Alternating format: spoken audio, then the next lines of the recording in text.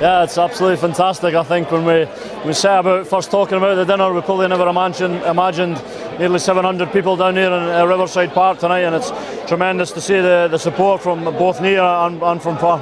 Because there was a false start for this, because you were supposed to do this about a year ago, and you became a British and Irish Lion. Yeah, exactly. The club had sort of had this in the planning for a long time, and we were going to do it last summer, and I got called up to the Lions, so that changed the plans. But thankfully we stuck by it, and you know, with thanks to our sponsors who've helped us out, and the club have done a fantastic job. We're enjoying the evening tonight. Incredibly humbling, this, isn't it? It is incredibly humbling. It was funny, I was pretty nervous driving over tonight, and I didn't expect to be, and it's not until I turned up and I seen the scale of the marquee and everything, and you know, you see a lot of familiar faces and a few people, as I mentioned, our sponsors that have helped us massively.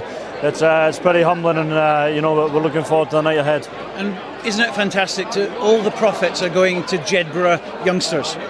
Yeah, it is, and that was really important, and to the three of us, Roy, Gary and myself. And if we're going to do this dinner, we're doing it for the right reasons. It's not about us making money, it's about giving money to the next generation of Jed players, whether it be Jed Mini Rugby, Jed Thistle or the club here at Jed-Forest, because it means so much to us, and we wouldn't be where we are or where we were if it wasn't for the club. Well, the club's paying tribute to you tonight. What about you paying tribute to Jed-Forest? What a club. Yeah, what a club. We're a small little club down here in the Scottish borders of around about 4,000 people, so the club, you know, probably consists of 300-400 people max, but people give up so much of their time and their lives to, well, one, will coach us when we were youngsters, or give back to the committees and come and help on the match days and the weekend. It's a real community club, and we're proud of that, and that's the reason why we're here this evening. Must have a chat with you about the World Cup ahead, Scotland's chances and everything else. What a thrill that's going to be. Yeah, really exciting. The boys have been working hard in camp, Stuart, and it's a massive tournament, doesn't get any bigger, and from my experiences 4 years ago down in England at the World Cup there, it's awesome to be involved in, and this one won't be any different, and it's going to be cool being in Japan, but ultimately it's all about the rugby, and yeah, the grass is green. There'll be a set of posts at either end, and it's down to business once you get on the field. I'm really looking forward to the World Cup and the challenges that lie ahead. I want to get my jersey back, captaincy as well if I can. I'm a pretty competitive bloke, and you know, I won't be going down without a fight if I can help it. So I'm pleased with where my form was at the end of the season for Clermont, and helping them get to the two finals, both the European Challenge Cup and the top 14. So I feel my game's in a good place, playing at one of the best clubs in Europe. So and I'm excited. It's great to be back in Scotland and back in camp with the boys. And we never write off Greig Laidlaw, do we? Oh well, listen, that's not for me to say. I can only go out and do my job, and you've got to have belief in your own abilities, and that's one of the strongest things to have, is a little bit of self-belief. Well, fantastic night tonight. Well done. Thanks, Stuart. Well, Finn, here we are at Jed-Forest Rugby Club, and of course honouring 3 nines, including Greig Laidlaw, who is a guy that you've come to know quite well. Yeah, no, it's great to be down here for the 3 nines dinner. So, you know, I've known Greig for a long time now. I've known Gary, I know Roy. So, no, it's great to get down here and have a fun night with everyone down here. But of course, he's number 9, you're number 10, but he's also your captain. Yeah, no, exactly. So for me, my whole career, I've had Greig inside me as the number 9. You know, got injured a few years back, but you know, I played with Ali a lot. He's kind of come into the scene now as well. So, you know, me and Greig, we've got a great partnership. You know, when I first came in, you know, I was a young guy. I'd look up to Greig. I'd ask him all the questions. I would look to him for the answers. I think now we've got such a good relationship on and off the field. You know, we're great friends as well. So we've got a great balance between what he thinks, what I think, and I think that, you know, we complement each other on the field and off the field. Like I say, we get on very well. So I'll be taking it easy tonight because we're in camp. But no, I'm sure after when we've got a down week, we'll have a good night out together. Now, what about the experience of playing in France? Because Greig there, obviously, and you as well. Yeah, no, France is amazing for me. I think it was the right decision. It's given me challenges that I've never had before. A lot of that's to do with the language and the culture and things over there. But again, for me, you know, I'm a bit quite experienced now, so to get thrown back in and have to learn how to control a team, whether that's through the language or just through knowing the different players, getting to know the group of players, and how to get on best with them. It's been great for me, and it's I suppose it's kind of refreshed me a little bit. You know, Greig's over in France as well at Clermont. I've not spoken to him, you know, every week. It's just kind of now and then whenever we chat, but we still keep in contact a lot. And when we come back to Scotland stuff, we're always on the same page. A lot of the time we think the same things on and off the pitch. So I think that's due to, you know, having 5 years of playing with him and the partnership we've built up. So I think we just, as friends and as teammates, we get on so well. It kind of relates on and off the field.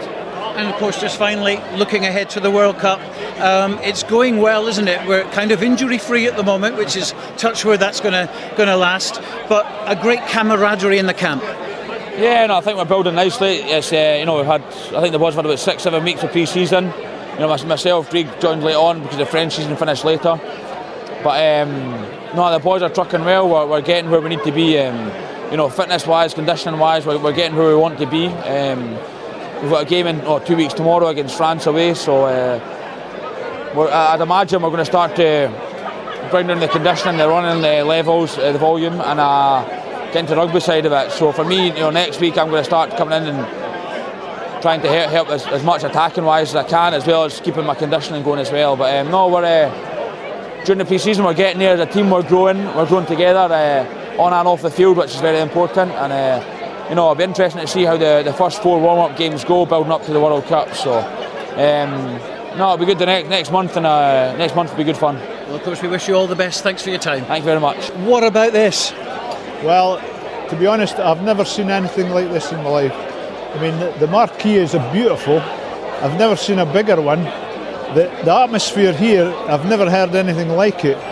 This is all for you and Greig and Gary. I know, it's hard to believe. It's you know, the club, you know, have done a tremendous job. They've done us proud, I have to say that. And you know, the facility and the atmosphere, and you know, everybody's raving about it. And I mean, all 3 of you, I think we could say, none of you like a fuss, do you? Well, no, really, not. I'm probably the only party animal, but but. No, we're you know, I think your upbringing sort of directs where you're going, and you know, we've all had good upbringings, and you know, we never got carried away with what we were doing, and you know, we all had jobs. You know, Greig was a carpenter. Gary worked on the farm, you know, when we left school. So they didn't go straight into rugby, and you know, you know, I was an electrician, and so I always think, you know, the young players shouldn't go straight into the rugby. You know, 16, 17, they should have a job, because you're only one injury away from, you know, ending your career. Oh, just unbelievable. When this was 6 months ago, they talked about having a marquee up and getting people to come and then support the 3 Nines. We were like a bit dubious, selling tables and stuff, but when the tables went on sale on the Saturday, by the Sunday dinner time they had to stop selling tables, and it was just shows you how big the event was going to be. And to see everybody here is just remarkable for the organisers. And it's all Jed people that's organised it, and it's absolutely outstanding that the Jed people have come together and organising an event like this. Incredibly humbling. Yes, I think if you ask the 3 Nines, it is very humbling, because we didn't like to put ourselves forward. We've never done that when we played, but it's to raise money for the club, and it's to raise money for other people in the town, and there's no other club in the world can do what they're trying to do, and they've made a tremendous job of it. And it really cannot be underestimated, the uniqueness of this. 3 number 9s, 3 Scottish captains, 3 British Lions. Exactly, yeah, and as I said, there's nobody in the world can replicate what Jed's done. Greig and myself come through the mini rugby. Roy's a bit older, so the mini rugby ones started when he was on the go, but it's great tribute to the club that we can pay them back, and hopefully they'll make some decent money tonight and then progress from here. And wouldn't it be fantastic if the money raised inspires another youngster to come in wearing the number 9 and doing what you've done? Yes, I think we've lost our way in rugby a wee bit, and for somebody from Jed to reach the high heights that we did, it'll be far more difficult for them than in the modern game. And to be honest, I struggle with the modern game. Maybe I'm a bit old-fashioned. You can't cheat anymore. And it's not the hard border rugby that we're used to watching. And to me, rugby has gone soft a wee bit. But you can understand why when you see as many severe injuries with people being fitter, stronger than when we were in our day. And of course, you've all come through different eras. Exactly, yeah. Again, you had Roy, pure amateur.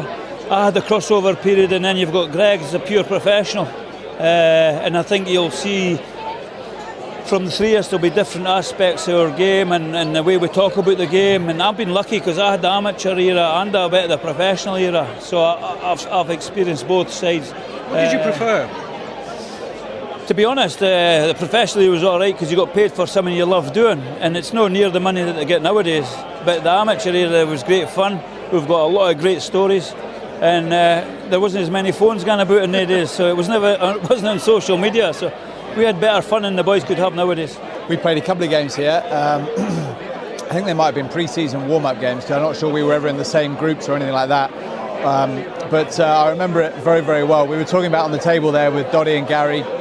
Peter Walton, because we all remembered it. We came here the sun was out, it was a lovely day, it was a lovely ground, quite open. We all kind of felt a bit party atmosphere, and we got a bit of a shock when it started. So yeah, we all remember a few hits from that game. But it's great to be back and to be with the guys, but also to see the investment that people have made here to come and support an amazing event is phenomenal. It's fantastic to see money going back to the youth of Jedburgh.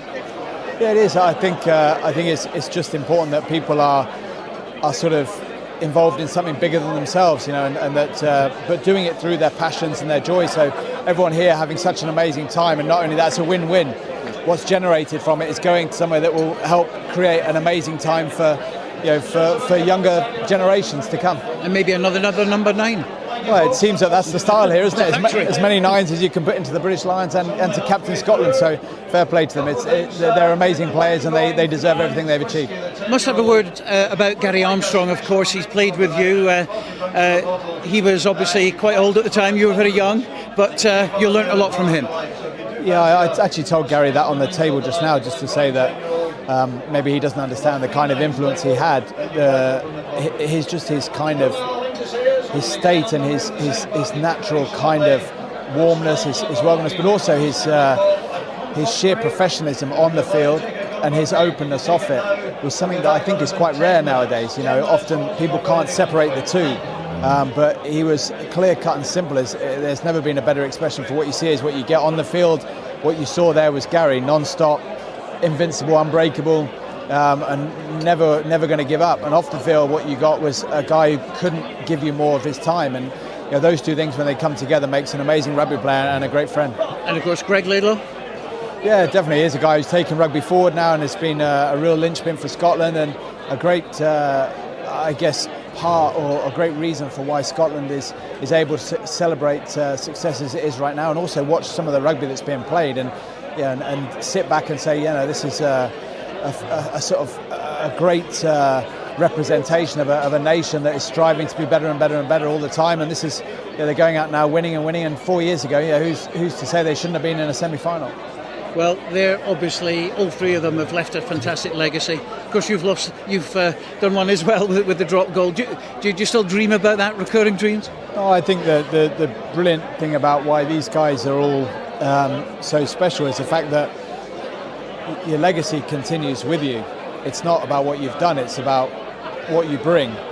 And where you are is where you're influencing right now. And if you sort of said, my best days were back then and now I'm on a downhill slide and it's not what these guys are about. Where they're going, it might not be on the rugby field anymore, but they're making a difference. For Greig, obviously he's still in that arena, but I don't know Roy quite so well. But with regard to Gary, I know that wherever he goes, I still see people being as inspired as we were in the change room around him now, whether it's family, whether it's people he works alongside, or whatever, the way that people speak about him. You're kind of like, mate, you're doing the same thing you were doing 25 years ago or whatever it was. You're just inspiring, and that's a legacy that will keep going until the very end.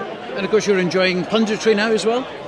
Yeah, it's something I actually said when I sort of said, if you ever see me on that side of the camera, everyone's got permission to give me a good hard slap, and now I kind of watch my back because I put it out there, whereas actually I think it was a judgmental comment from me when a younger day, when I didn't understand the fact that everyone's doing their best to do everything they can to express their passion, their joy, and whatever it is. And now I'm in that arena where I like to talk about the game every now and again. I'm not really interested in talking about whether people are good or bad. I'm interested in talking about the game and how amazing it is, and some of the things that go on the field. And that ability to share that message is a great one. And I'm sort of that opportunity is phenomenal, and I'm keen to make the most of it while it's there. And when it's not there, I'm sort of too busy living life to worry about it.